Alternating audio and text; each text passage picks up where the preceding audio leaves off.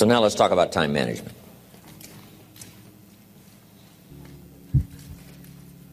Time, key phrase. We all have a limited supply.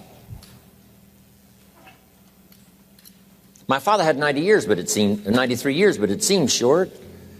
In his seemingly long life of 93 years, it was short because it just seems like if we only had more time. Old Testament gives us a view of some people who live to be 500, 600, 700, 800, 900 years old. If I have a chance to ask, I will ask, how come we got shortchanged?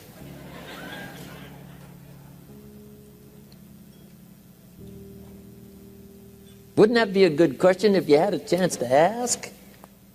Imagine 700, 800, 900 years to watch generation after generation after generation after generation stay healthy and well. I mean, you gotta be healthy to make it to 900. You gotta take your vitamins.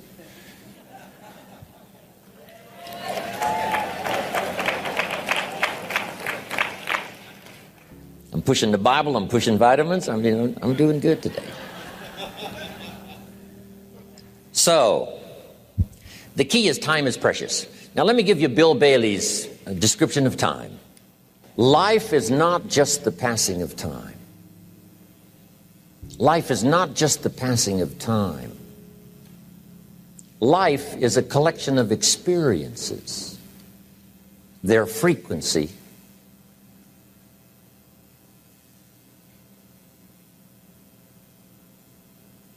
and their intensity.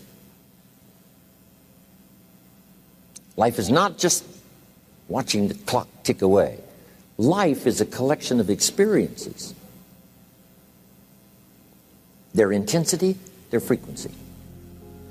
When my friend Mark died at age 44, someone says, that's young to die.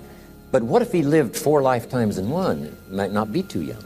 So here's whatever the span of your life turns out to be, here's what you want to fill it up with: experiences and the intensity of those experiences.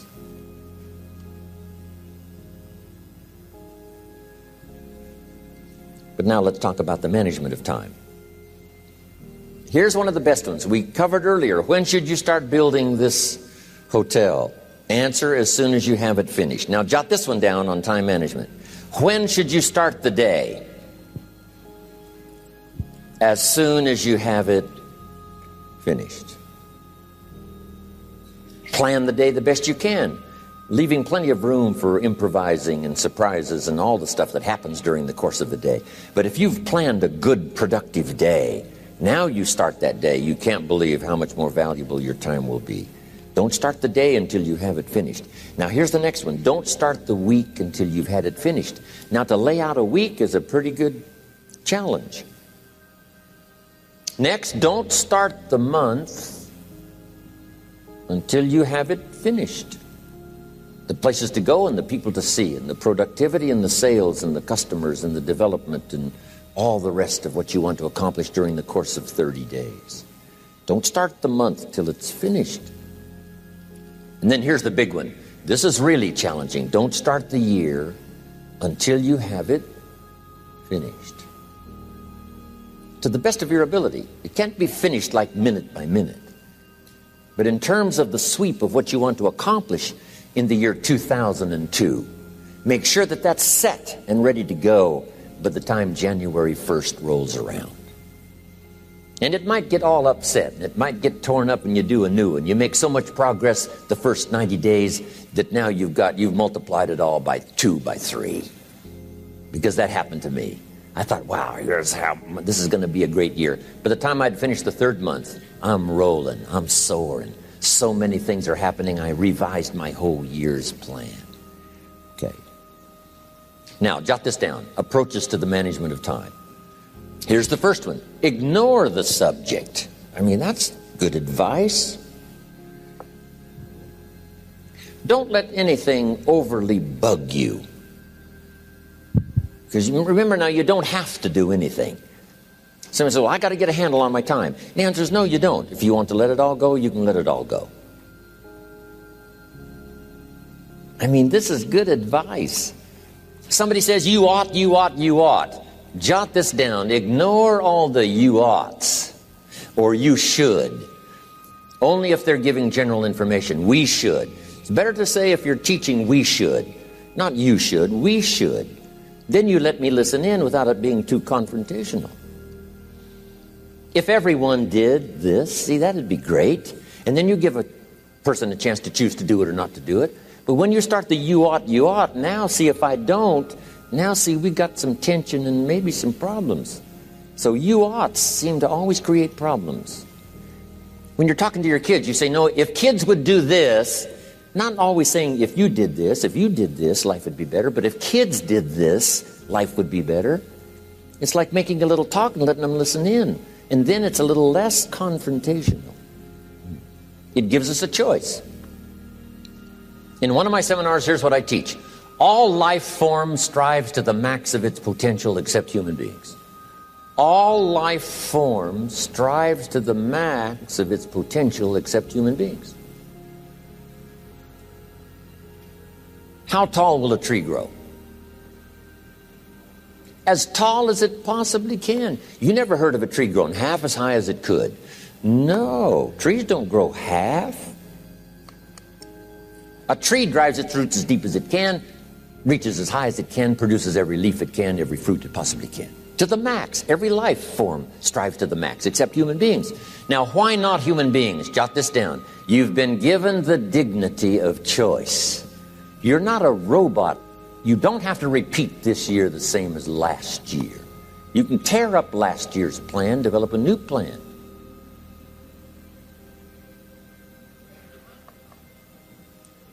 So, the dignity of being a human being. Now, here's the choice on being a human being. To be part of all we were meant to be, or to be all. To strive for all, or half, or part, or some. The choice is up to you. To develop one skill or 10 skills. Someone says, well, I'd be happy with just one more language. Well, some say, hey, I'm going to learn 6 or 7. And this is all a matter of choice. And when someone says, no, you ought to learn 4, you've got to resist all that. Because this is personal dignity. And you don't want to destroy someone's dignity by doing all the oughts, and then they feel reluctant to do it. Now we've got problems. So if you want to, just ignore this subject on time management. Now here's the next one. Step down to something easier.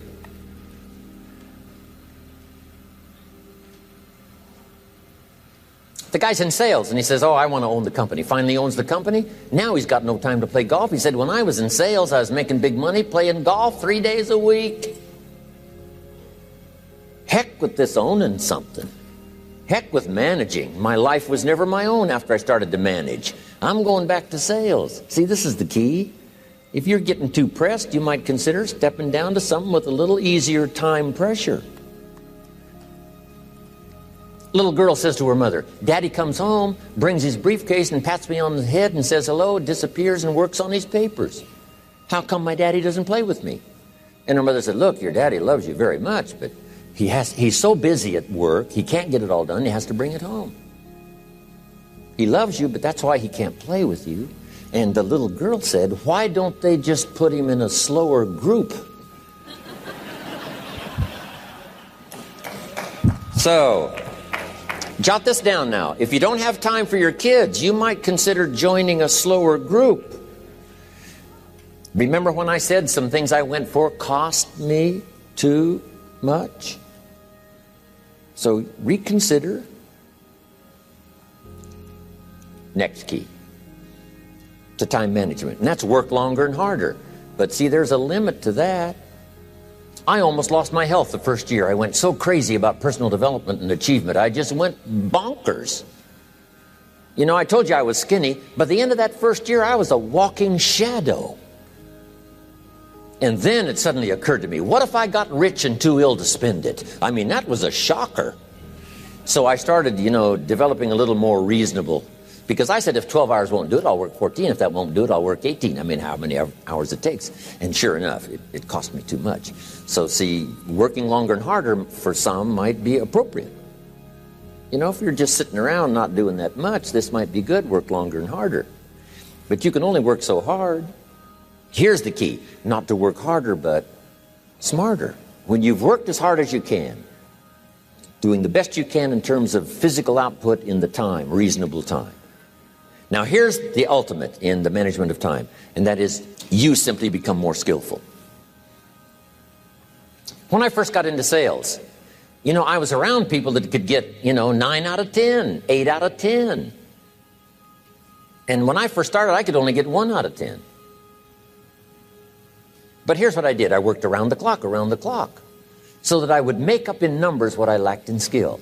That's good in sales. You got to jot that down. When you're new, you make up in numbers what you lack in skill. Now, when you become more skillful, the numbers can go down because now your persuasive ability and all of that is now so high that you don't need to put as many numbers out.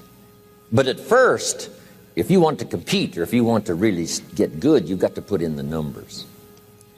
But if you get more from yourself, develop more of yourself, now the time management becomes an easier task. Now here's the next thing. Either you run the project or it runs you. I've found out when you start something, at first you're in charge.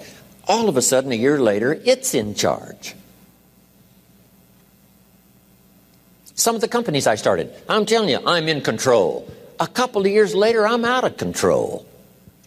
At first, I've got it on the run. 2 years later, it's got me on the run. Haven't got enough time. I'm dizzy with trying to get it all done. So here's part of the key, and that's to get in charge. Say, I'm going to take charge of my health. One of my albums is entitled, Take Charge of Your Life. Take charge of your time. Take charge of your resources, which we're going to talk about next. Take charge of your health. You're the one that's responsible for it. It's not a requirement of society that you not have a heart attack and take care of your family. That's not a requirement of society, but you must make it a requirement of yourself. Society doesn't require that you build a financial wall around your family nothing can get through. That's not a requirement of society.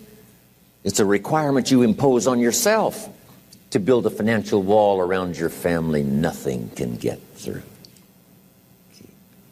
So impose on yourself this self-development of being in charge, taking charge of your life and your health and your future and your responsibilities and all the rest.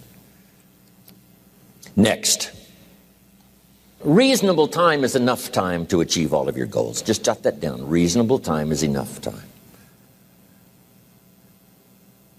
I had to learn that. Reasonable time is enough time. Here's why. It's not the hours you put in, it's what you put in the hours. If you start depositing greater ideas into the hours you've got later than now, I'm telling you, later you can't believe the productivity that will flow. The ideas you can't think of now, a year from now, they'll start to flow. And when you deposit those ideas in the hours you've got, productivity multiplies by 2, 3, 5, 10. Next, time management essential. We've already covered the first one, a written set of goals. And then do priorities on your goals. What's important this week? What's important this month? Here's the next one. Often review. Just go over your goals to make sure that your list is working for you. It's got you inspired. It's got you turned on.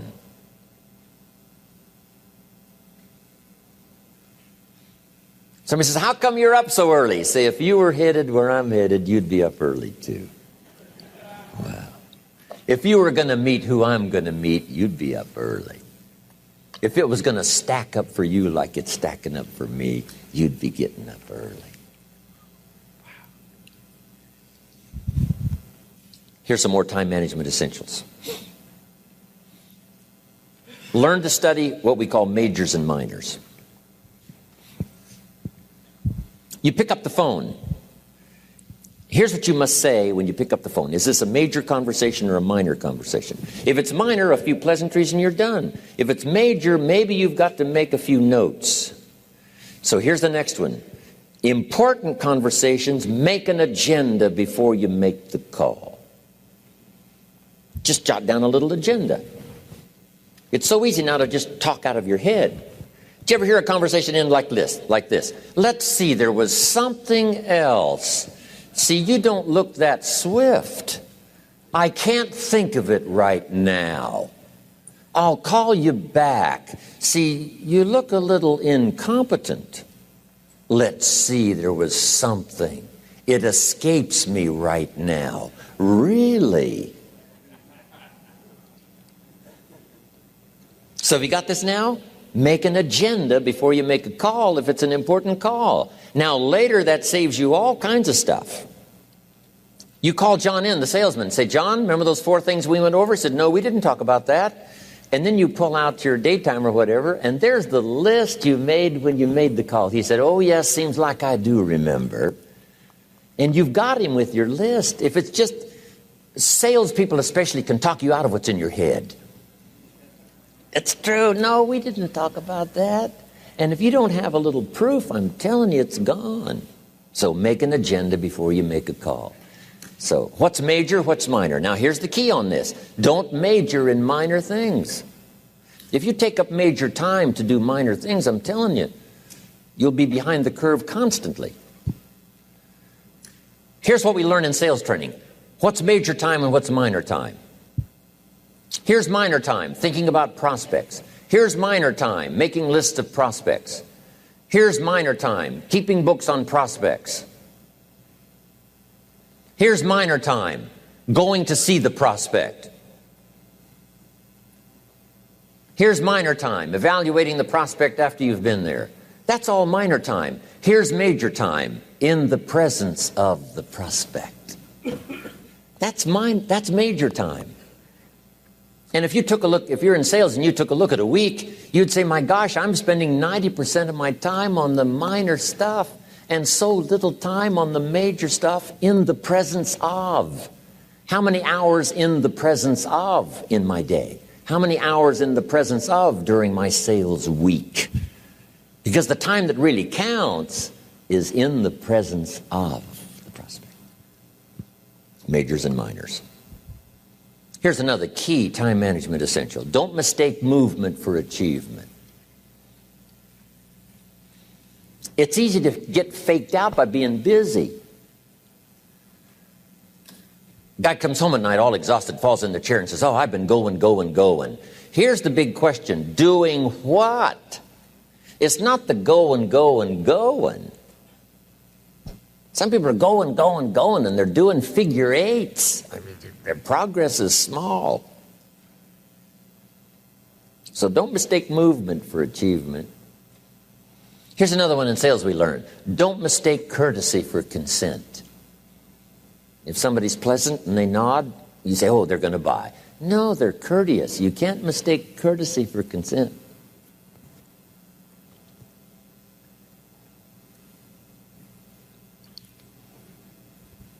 Now here's a big one, concentration. I had to learn this. All those years ago, I'm in the shower trying to compose a letter. Found it turns out to be a strange letter. So here's what I learned to do. Save the work till you get to the office. Save the work till you get to the work. Don't try to get to the office on the way to work. On the way to work, enjoy the way. In the shower, enjoy the shower. Then go to work when you get to work. I found this to be helpful. Concentration. Here's another big one. Learn to say no. I'm telling you, in such a social society we have now, it's so easy to try to be a nice person, saying yes, yes, yes to everything. Find yourself overloaded. Now you got to call and make the, well, gosh, you know, all the time it takes to back out of something that you said yes to too quickly. Here's what might be better. I don't think so, but if that changes, I'll call you. Little things you can use not to overcommit yourself. My friend Ron Reynolds says, don't let your mouth overload your back. It's a good one. Now here's a big one on time management. When you work, work. When you play, play. Don't mix the two. Don't work at play. I used to take my family to the beach and I would bring my briefcase.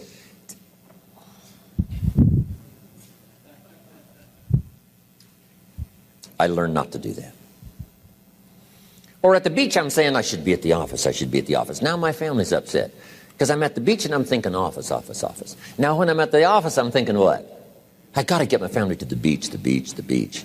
So things are not going too well at the office because I'm thinking beach, and things are not going too well at the beach because I'm thinking office. Here's what I learned to do. At the beach, be at the beach. At the office, be at the office. When you work, work. When you play, play. Don't mix the two. Don't work at play. Now, here's one of the most important ones. Don't play at work.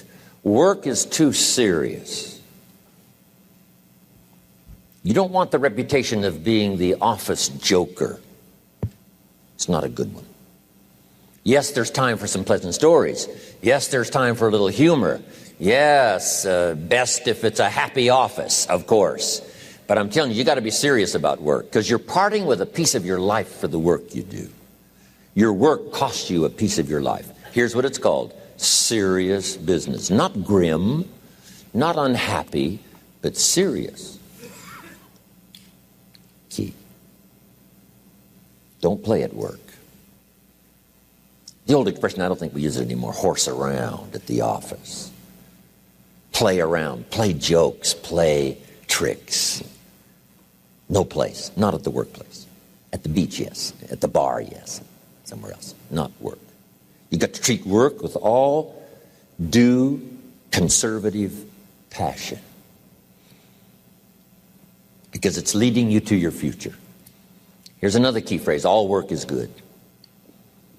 You may not like your job, but if it's the stepping stones to get you to where you want to go, you've got to appreciate your job. You don't have to have a passion for your job. Here's the ultimate passion: a passion for incredible success in every department of my life. That's the passion. But don't look down on some menial job you have to do to finally get you to where you want to go. No job is menial. No job is not, no, every job is noble. Training life for pay, making a contribution to society. Next, analyze how you are. And if you have some weaknesses, if you can't, doesn't seem like you can change, here's the key: get it covered. I used to keep promising myself I'd keep the books, keep the books, keep the books. Finally, I gave that up. And back then, it only took me an extra $50, $60 a month for some accountant to keep the books. I said, no, I'm going to save the $50. You can't believe what I started losing in productivity because I tried to save the $50. So the key is, a lot of the time you can stay like you are, but just make sure you get it covered. Okay. Next, beware of the telephone and all other systems of communication, especially the telephone at home and systems of communication at home. And here's one of the best lines I've got for you for the weekend: let all communication systems serve you, but don't let them intrude. When it comes time to have dinner with your family, you shut off all systems, unless the ones that can take messages silently. Don't let the phone ring. Don't let anybody intrude, come through the front door nor the back door, nor through the telephone or any other device. So you can't reach John and his family when he's having dinner. The President of the United States couldn't get through. If you develop that kind of a reputation, father, mother, when we have dinner, when we're visiting and have this time with our family, nothing intrudes. So don't let these clever little devices keep intruding. You've got to have a place that's sacrosanct. It's valuable. You don't let anything in for that period of time. Okay. Isn't that good advice? Excellent advice. Here's the next one. Read all the books. You know, I've only got a few notes here on time management, but if you've got some particular challenges, you run a big organization, a big corporation, you've got some challenges, there's plenty of books. Now, here's what's next. Just be more alert to the things that might be stealing your time. Here's why. Time is like capital. You can't let someone steal your seed corn. You can't let someone steal your capital. And you can't let someone steal your time. You must designate your time. And some of the time that you designate, you must not let anyone steal. Casual time, you might let someone intrude and steal a little bit and take a little bit, but not serious time. Key. Next, One of the great time management savers is to learn to ask questions up front. Sometimes you talk to somebody for an hour, and then you ask questions and find out if you would have asked those questions up front, you could have saved yourself an hour. Asking questions up front helps you to get to the problem now. But if you just launch into some discourse, you might waste 30 minutes, waste an hour, when here's what you should have been talking about. After you've finished an hour, you say, John, what's really the problem? He said, well, it's something personal. See, that's what you should have been talking about this whole hour. Key. Next, learn to think on paper. Now we're going to take a break. Some ways to think on paper. One, we've covered one. Solving problems. Take it out of your head and put it on paper. Another one is setting goals. Making these lists we've already started. Here's another good way to think on paper. It's a projects book. Each person you're working with and each project you're working on, get a loose leaf binder and a tab and some pieces of paper behind the tab and do a little continual summary of how it's going between you and that person and between you and that project. I call it a projects book. It is so useful to me. But what's going on between you and this person? When you last got together, what did you talk about? And you got a few notes there. Here's what we talked about the last time we got together. Now when you get together again, you can review that so you'll know better what to talk about. When the president gets ready to travel and he's going to meet some important people, guess what they bring him? All these briefing books. Right? The last time you were with Khrushchev, Kennedy is informed. Here's what he said and here's what you said. Kennedy said, oh, that's valuable. I need to remember that. If a person is important, it's worth a little running account. You might even have a projects book for your children. Here's what's happening between me and my child. We've talked about this, and we've talked about this, and we've talked about this. Next, a day timer. Keeping track of all of your appointments. You know, mine is all filled with, when to catch an airplane and when to do a seminar, and when to sit down and have a conference, all the rest. Next is a game plan. If you've got a house and the insurance is going to come due and some other things are going to come due, you just put it on a spreadsheet and make sure it's taken care of. Key phrase, take things out of your head and put them on paper. And the key is to just experiment with different ways that helps you to do that. Now here's the last one, thinking on paper, and that's to keep a journal.